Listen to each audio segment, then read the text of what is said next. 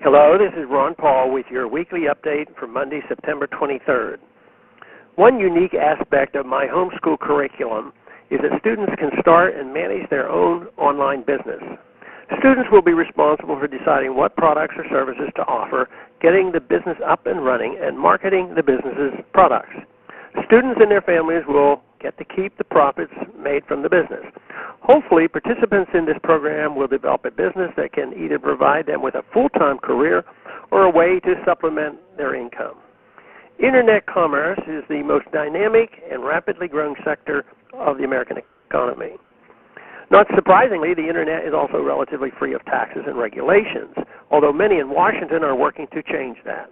For example, earlier this year, the Senate passed the Marketplace Fairness Act, more accurately referred to as the National Internet Sales Tax Act. This bill, which passed the Senate earlier this year, would require Internet businesses to collect sales taxes for all 10,000 American jurisdictions that assess sales taxes. Internet business would thus be subject to audits from 46 states, 6 territories, and over 500 Native American tribal nations. Proponents of the bill deny it will hurt small business because the bill only applies to Internet businesses that make over $1 million in out-of-state revenue. However, many small Internet businesses with over $1 million in out-of-state revenues operate on extremely thin profit margins, so even the slightest increase in expenses could put them out of business. Some businesses may even try to avoid increasing their sales so as not to have to comply with the Internet sales tax. It is amazing that some of the same conservatives who rightly worry over Obamacare's effects on job creation and economic growth want to impose new taxes on the most dynamic sector of the economy. Proponents of the law claim that there is software that can automatically apply sales taxes.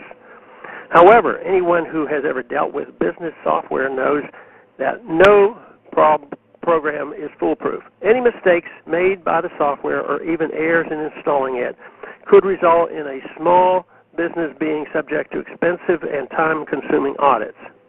Some say that it is a legitimate exercise of Congress's Commerce Clause power to give states' governments the authority to force out-of-state businesses to collect sales taxes.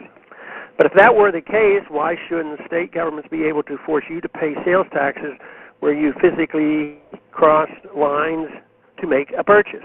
The Commerce Clause was intended to facilitate the free flow of goods and services across state lines, not to help states impose new burdens on out-of-state businesses. The main proponents of this bill are large retailers and established Internet businesses. Big business can more easily afford to comply with a national Internet sales tax. In many cases, they are large enough that they already have a physical presence in most states and thus already have to collect sales taxes. These businesses are seeking to manipulate the political process to disadvantage the existing and future small competitors. The Internet sales tax is a bad idea for consumers, small Internet business, and perhaps most importantly, the next generation of online entrepreneurs. For more information about the small business program, well as other aspects of the homeschool curriculum, please go to ronpaulcurriculum.com and to purchase a copy of my new book, The School Revolution, a new answer for our broken education system.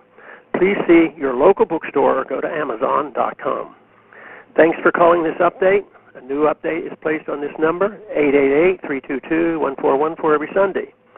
The written text can be found on my free foundation website at www.the-free-foundation.org and on my Facebook page. Thanks for listening.